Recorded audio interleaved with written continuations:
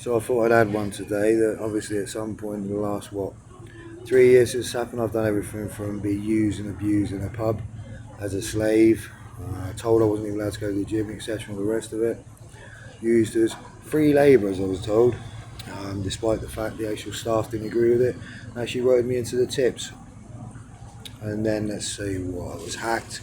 People stalked me into my actual bed sit, sent someone into the building as well. Hacked me near an MI5 listening post. Since then I've lived on the street pretty much off and on for the last couple of years. Even had to pick rolly butts off the floor to make an actual rolly.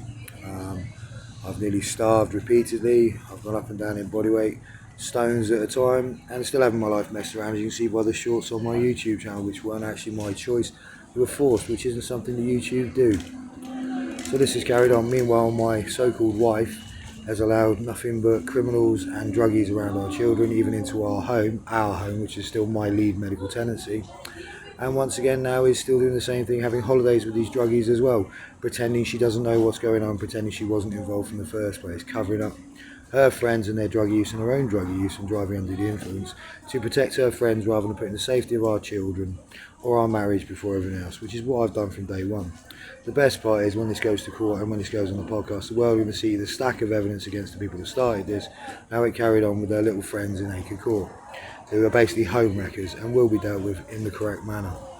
I wonder what, you're right Pete, I wonder what people are going to say after that though, how the country's going to react to people like that.